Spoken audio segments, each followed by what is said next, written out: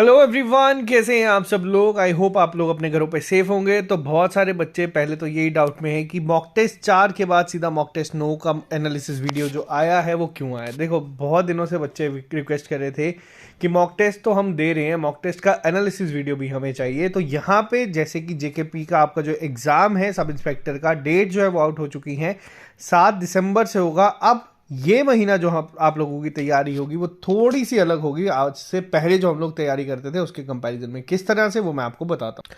तो ये mock test schedule मैंने आप लोगों के लिए लेके आया था नवंबर महीने का, जिसमें आप लोग देख सकते हैं 5 तारीख को आपको मिल गया था यहाँ पे मॉक टेस्ट नंबर 9, जिसको हम लोगों ने जानबूझ के जो डिफिकल्टी लेवल था वो बाकी मॉक टेस्ट के कंपैरिजन में थोड़ा सा ज़्यादा रखा था। बच्चों ने यहाँ पे कहा, कुछ बच्चों के कमेंट्स आए कि सर ये लेवल ज़्यादा है, पेपर में इस लेवल का नहीं आएगा। तो देखो, आपको मैं बताता हूँ सीबीटी एग्जाम्स में थोड़ा सा फ़र्क क्या पड़ता है आमतौर पे जो ओएमआर एग्जाम्स होते हैं उसके कंपैरिजन में।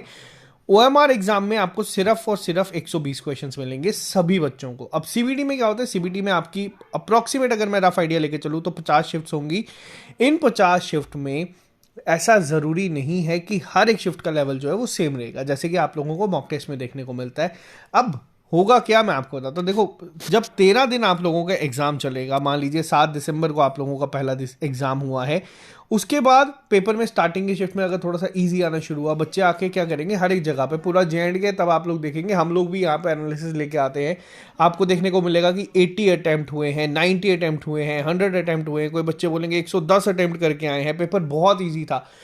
ऐसे चलते चलते ना आप लोगों के दिमाग में पहले ही अटेम्प्ट जो है ना वो फिक्स होना शुरू हो जाते हैं कि हमारा पेपर इस लेवल का आएगा, बच्चे इतने करके आ रहे हैं, हम इतना करके आएंगे। तो 8 7 से लेके जब मान लो 13 को अगर पेपर का लेवल बढ़ गया, पेपर का लेवल थोड़ा सा जो है वो डिफिकल्ट आ गई, आपकी शिफ्ट जो है वो थोड़ी सी डिफिकल्ट आ गई, वहां पे आप घर से जब माइंडसेट लेके जाओगे 100 अटेम्प्ट करने का, वहां पे अगर आपसे 75 अटेम्प्ट होंगे तो आप लोग वहां पे गलती क्या करोगे, अटेम्प्ट बढ़ाने की। इसीलिए हम लोगों ने जानबूझ के जो अभी के 2 3 टेस्ट है इसका लेवल ज्यादा रखा है। अब आपको मैंने बार बार एक रिक्वेस्ट साथ में ये करी है कि नेगेटिव मार्किंग के ऊपर आपको काम करना है, आपको एक्यूरेसी पे काम करना है। अब देखो, ऐसा नहीं होगा कि जिन बच्चों ने 7th को, सपोज ये मैं एग्जांपल दे रहा हूँ, एक हम इमेजिनरी सिचुएशन लेके चल रहे हैं कि जिन बच्चों ने 100 किए हैं उनके नंबर आपसे ज़्यादा हो जाएंगे। इस पॉइंट पे क्या आती है, इस पॉइंट पे आती है नॉर्मलाइजेशन। नॉर्मलाइजेशन और एक्यूरेसी बहुत एक इंपॉर्टेंट रोल प्ले करेगा। इसीलिए मैं आपको बार बार एक ही रिक्वेस्ट कर रहा हूं कि आप लोगों को नेगेटिव मार्किंग को अवॉइड करना है। मॉक टेस्ट में अवॉइड करना सीखोगे तो पेपर में आपको इसका आउटपुट, आपको इसका रिजल्ट मिलेगा। अब मॉक टेस्ट 9 लेवल थोड़ा सा बढ़ाया था, बच्चों ने यहाँ पे क्या किया, कुछ सेक्शंस को अटेम्प्ट किया। अब देखो होगा क्या, हमें नहीं पता है कि फिक्स सीक्वेंस में चलेगा या आपको पहली शिफ्ट के बाद ही पता चलेगा कि एक फिक्स सीक्वेंस में चल रहा है या फिर आपका जो पेपर है वो सेक्शन वाइज आ रहा है। अगर मान लो कि आपका पेपर रैंडमली आया, जैसे आपका पहला जेकेपीएसआई का पेपर जो मार्च में कंडक्ट हुआ था, अब एजेंसी अलग है, सब चीज़ें अलग है, बहुत सारे यहाँ पे जो है आपको अप्स एंड डाउन्स देखने को मिल सकते हैं। लेकिन हम लोगों को अपने आप को मेंटली प्रिपेयर करना है। जो हमारा ट्रिपल एस का पहला ऐसे स्टडी प्लान, उसका जितना काम था वो अब यहाँ पे हो चुका है। अब हमारा जो मेन टारगेट है वो है स्ट्रेटेजी के ऊपर। स्ट्रेटेजी किस हिसाब से काम करनी है, अभी जितने भी बच्चे तैयारी कर रहे हैं, बहुत सारे बच्चों ने बहुत सारी चीज़ें बहुत बार पढ़ ली हैं, और कई बच्चे ऐसे भी मिले हैं जो कह रहे हैं कि हम बार बार चीज़ों को रिपीट कर रहे हैं, अब हमारा पढ़ने का मन नहीं करता। देखो, नॉलेज नो डाउट बहुत सारे बच्चों में ज़्यादा होगी, आपके साथ ही बहुत सारे बच्चे तैयारी कर रहे हैं, उनको बहुत नॉलेज होगी, आप उनको कोई क्वेश्चन पूछोगे वो आंसर कर देंगे। लेकिन याद रखना, एग्जाम वही बच्चा क्वालिफाई करता है जो उस 120 मिनट में बैठ के आराम से पेपर को सॉल्व करेगा। उस 120 मिनट में अगर बच्चा अपने नर्व पे कंट्रोल करता है, अगर अपने जो एग्जाम प्रेशर है उसको हैंडल करना सीख लेता है, वही बच्चा एग्जाम क्वालिफाई करेगा। यहाँ पे एक एडवांटेज मिलती है। आप मेरे साथ कुछ बच्चे, देखो मेरा ना जो ग्रुप है वो बहुत बड़ा है, मुझे बहुत सारे बच्चे ऐसे हैं जिनको मैं पर्सनली जानता हूँ। कई बार गलती क्या होती है, अब मान लीजिए हम लोग भी जानबूझ के टेस्ट में एक आधा क्वेश्चन गलत डाल देते हैं। उसमें क्या करता है बच्चा, अब जैसे रीजनिंग का एग्जाम्पल ले लेते हैं। रीजनिंग का आप लोगों को लगता है कि बहुत ईजी है, हर कोई कर लेगा। रीजनिंग में कई क्वेश्चन ऐसे आ जाते हैं जो कि आप लोग दिल पे ले जाते हो, आप लोगों को लगता है कि यार नहीं, हम लोग तो ये कर ही लेंगे। उस पे क्या है, मैंने एक बच्चे का टेस्ट देखा था, उसने 25 मिनट रीजनिंग के एक क्वेश्चन पे भेजे, और वो बच्चा ऐसा है जो कि आमतौर पे मॉक टेस्ट में बहुत अच्छा परफॉर्म करता है। बट उस एक गलती की वजह से, उस 25 मिनट को वेस्ट करने की वजह से आप लोगों की तैयारी गिर जाएगी। और अब जो हमारे मॉक टेस्ट के एनालिसिस है, मेन एनालिसिस आपको मैं जो 3-4 चीजें बताऊंगा उसको आपको अगले टेस्ट पे ध्यान रखना। देखो अभी तो आपको कल मिल जाएगा मॉक टेस्ट 11, लेकिन उससे पहले जो बच्चे ये टेस्ट दे चुके हैं, अगर आपने पुराने टेस्ट भी नहीं दिए अभी तक, अगर आप लोग पुराने टेस्ट भी दे रहे हो, इन चीज़ों का ध्यान आपको सबसे पहले रखना है। पहली चीज़, आप लोगों को किस पे काम करना है? आप लोगों को काम करना है नेगेटिव मार्किंग पे। नेगेटिव मार्किंग के लिए मैंने आप लोगों को चीज़ें बताई हैं। क्या बताई हैं? आपको ये बताया है कि अगर आप ऑप्शन एलिमिनेशन से 2 ऑप्शन एलिमिनेट करते हो, वो आपका हक है, आप उसको अटेम्प्ट करके आओ। गलत होगा कोई बात नहीं, लेकिन ऐसा नहीं होना चाहिए कि आप अंधाधुंध गेस वर्क कर रहे हो, हाँ यार इसका ये होगा, इसका ये होगा, ऐसा नहीं करना। आप लोग हाँ कैलकुलेटिव रिस्क ले सकते हो, नेगेटिव मार्किंग को लेकिन इंप्रूव करो। मैं एक्यूरेसी देखता हूँ बच्चों की, क्योंकि अब तो हमारे पास सारा डेटा आ जाता है, हम लोग जो SSS के ऐप पे टेस्ट देते हैं। एक्यूरेसी की अगर मैं बात करूँ, एक्यूरेसी बहुत सारे बच्चों की बहुत अच्छी है, ठीक है, नो डाउट। बहुत सारे बच्चे जो है वो एक्यूरेसी मेंटेन करते हैं। बहुत सारे बच्चे मैं ये भी देखता हूँ वो जबरदस्ती 120 के 120 अटेम्प्ट कर देते हैं। अभी जब तक हम लोग मॉक टेस्ट दे रहे हैं, मॉक टेस्ट 16 तक अगर मैं बताऊं, आप लोगों को एक्यूरेसी पे काम करना है। अब ये 5 और जो 6 टेस्ट है ना, इन टेस्ट पे जो काम होगा ना, हम एक एक टेस्ट का साथ साथ में करेंगे। पहली चीज क्या आप लोगों को ध्यान रखना है अगले टेस्ट के लिए? नेगेटिव मार्किंग के ऊपर। उसके बाद दूसरी चीज क्या है? एक्यूरेसी। सेम रोल, ये आपस में पैरेलली चलती है। आप लोगों को एक्यूरेसी को मेंटेन करोगे तो नेगेटिव मार्किंग कम हो ही जाएगी। एक्यूरेसी इंप्रूव होगी, आपको नॉर्मलाइजेशन में भी एडवांटेज मिलेगा, क्योंकि आमतौर पे जो बाकी सारी जगहों पे नॉर्मलाइजेशन होती है उसमें एक्यूरेसी का भी एक जो है इंपॉर्टेंट रोल जो है वहां पे आपको देखने को मिलता है। तीसरी चीज अब आपको क्या करनी है? तीसरी चीज आपको क्या करनी है, जब कभी भी आप एग्जाम में कोई भी टेस्ट दोगे या कभी भी इन टेस्टों को अटेम्प्ट करोगे, आपको ध्यान क्या रखना है? आपको किसी भी क्वेश्चन के साथ, ये जो मैं बना रहा हूं ना, आपको दिल नहीं लगाना है। आपको किसी भी एक क्वेश्चन के ऊपर अगर 1 मिनट से ज्यादा टाइम लगता है, देखो 120 मिनट है, 120 क्वेश्चन है, टेक्निकली एक क्वेश्चन पर मिनट के हिसाब से आपका चलेगा।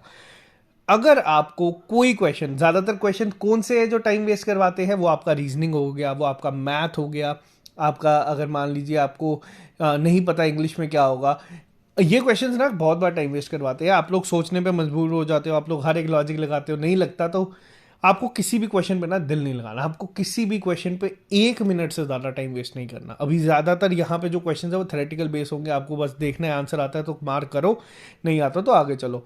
हाँ, कुछ क्वेश्चंस ऐसे होंगे जो आपको सॉल्व करने पड़ेंगे, कुछ क्वेश्चंस ऐसे होते हैं जो हम भी जानबूझ के गलत डालते हैं। अब गलत क्यों डालते हैं? हमारा भी मेन, अब हम लोग भी एग्जामिनर की तरह सोचते हैं कि एंड में आप लोगों को इस तरीके से बना के ग्रेस मार्किंग दे देंगे। अगर क्वेश्चन गलत आप लोग करते हो अटेम्प्ट, आपका नुकसान है। अगर आप एक क्वेश्चन पे बैठे रहते हो ज्यादा देर तक तो आपका ज्यादा नुकसान है। आप लोगों को जो चीज पे ध्यान रखना है वो ये ध्यान रखना है कि क्वेश्चन को स्किप कैसे करना है। अब स्किप से भी बेटर चीज क्या आती है? वो आती है मार्क फॉर रिव्यू। जो क्वेश्चन आपको नहीं समझ आता आप उसको मार्क फॉर रिव्यू कर दो। जो लॉजिक नहीं समझ आ रहा कि क्या होगा, उसको मार्क फॉर रिव्यू करके नेक्स्ट पे चले जाओ। जब सारा पेपर खत्म हो जाएगा तब उस पे आना। तो नेक्स्ट मॉक टेस्ट के लिए, इस मॉक टेस्ट के लिए मैं आपको पहले ही बता चुका हूं कि पेपर का लेवल थोड़ा सा डिफिकल्ट था, लेकिन स्टिल मैं आपको बता रहा हूं जो बच्चे इसमें 75 प्लस गए, क्योंकि अब हमारा टारगेट क्या है? अब हमारा अल्टीमेट टारगेट 7200 में आने का नहीं है। अब हमारा टारगेट है यहाँ पे हमें 1200 के अंदर अंदर आना है। अब मैं बात उन्हीं बच्चों के साथ करूंगा, वही बच्चे सीरियसली इस वीडियो को देखें जो बच्चे यहाँ पे कर रहे हैं। अब हमारे एंड से पिछले 1-2 दिन से थोड़े से टेक्निकल एरर आ रहे हैं, बच्चे कुछ कह रहे हैं कि हमसे टेस्ट नहीं लिए जा पा रहे। देखो ये सब इश्यूज रिजॉल्व हो जाएंगे 1-2 दिन के अंदर अंदर, कोई मसला नहीं है। आप तैयारी मत कम होने दो। अब हमारे एंड से जो चीज़ें हैं, क्लासेज है, वो अब आपको और ज़्यादा मिलना शुरू हो जाएंगी, पूरे एक सिस्टमेटिक वे में मिलना शुरू हो जाएंगी। तो उसकी गारंटी मैं लेता हूँ। अब जैसे कल 2 दिन छुट्टी है, मैं कोशिश करूंगा कि अब आपके दिन में 2-2 लाइव सेशंस कंडक्ट होंगे मेरे एंड में जो मेरी क्लासेस चलती हैं। अब तीसरी चीज क्या आती है यहाँ पे, जो नेक्स्ट टेस्ट है, देखो मॉक टेस्ट यार मैं आपको दे दूंगा। आप लोग अगर मान लो 3rd या 4th या 5th टेस्ट दे चुके हो, बहुत सारे बच्चों ने अभी टेस्ट लेना शुरू किए, आप लोग एक बार 9 टेस्ट को अटेम्प्ट करना डायरेक्ट। लेकिन हर टेस्ट में आपके दिमाग में एक ही चीज होनी चाहिए, और ये पेपर के टाइम पे भी, अगर आपका पेपर मान लो 17th को आता है, आपका पेपर मान लो 16th को आता है, आप लोग ये किसी से नहीं पूछोगे कि भैया कितने अटेम्प्ट कर रहे हो। आप लोग जो पेपर में होगा उसको अटेम्प्ट करके आओगे, अपनी तैयारी के हिसाब से अटेम्प्ट करके आओगे। बस आपको इतना ध्यान रखना है। इस टेस्ट का मैं बता देता हूँ, 75 प्लस जिन बच्चों के नंबर आए हैं, बहुत अच्छा स्कोर था। अब आपको बस एक चीज का ध्यान ये रखना है, नेक्स्ट टेस्ट में लेवल इसका भी अच्छा है आप लोगों को, लेकिन थोड़ा सा फोकस और करना है अपनी तैयारी के ऊपर। रिवीजन जितनी कर सकते हो उतनी करो। हमारे इनसे करंट अफेयर्स हम लोग आप लोगों के लिए शुरू कर देंगे जल्दी ही। करंट अफेयर्स आप लोग यहाँ से मैं आपको पढ़ा दूंगा। वीकली मैं शायद थोड़ी देर के लिए रोकूंगा, या फिर मैं वीकली भी साथ साथ में करवाऊंगा। अब एक ईयरली राउंड अप आएगा जो आपका स्पेसिफिकली JKPSI के एग्जाम के पॉइंट ऑफ व्यू से होगा। तो करंट अफेयर्स का पार्ट मैं करवा दूंगा। बाकी आपको जो हिस्ट्री ज्योग्राफी के MCQ चल रहे हैं वो वैसे ही उसी सीक्वेंस में चलते रहेंगे, और कोशिश करेंगे कि इन्हीं 2 दिन में हम ज्योग्राफी का मैक्सिमम पार्ट खत्म करके पॉलिटी पे चले जाएं। और इस 1 महीना अगर आप लोग भी थोड़े से रिलैक्स हो गए थे तो कोई बात नहीं, वापस से अब गियर चेंज करने का टाइम आ चुका है। एफर्ट बढ़ा दो, मेहनत ज़्यादा करो, ताकि रिजल्ट जो है आपका भी आए, आपके साथ साथ हमारा भी आए। तो मिलते हैं जल्दी नए लेक्चर के साथ। अभी के लिए दीजिए इजाज़त। Have a nice day. जो बच्चे कह रहे थे एनालिसिस वीडियो, तो अब एनालिसिस वीडियो आपको मिलती रहेगी। कल मैं आपको मॉक टेस्ट 10 की दूंगा, या परसों मैं आपको मॉक टेस्ट 10 की दूंगा। कल आपको 11 टेस्ट जो है वो मिल जाएगा। टोटल 20 टेस्ट हम लोग इसके देंगे। फाइनेंस अकाउंट असिस्टेंट के साथ साथ में आपको मिलते जाएंगे एनालिसिस वीडियो, लेकिन फाइनेंस अकाउंट असिस्टेंट की हम बाद में करेंगे, क्योंकि ये मंथ हम लोगों ने पूरा डेडिकेट किया JKPSI के लिए। और बहुत जल्द हम लोग यहाँ पे आपको SSC GD की क्लासेस भी देना शुरू कर देंगे, जिसके लिए 24,000 प्लस वैकेंसीज आई हैं। तो जो लोग अप्लाई करना चाहते हैं अब इस पर अप्लाई कर सकते हैं। तो चलो मिलते हैं जल्दी नए लेक्चर के साथ। अभी के लिए दीजिए इजाजत।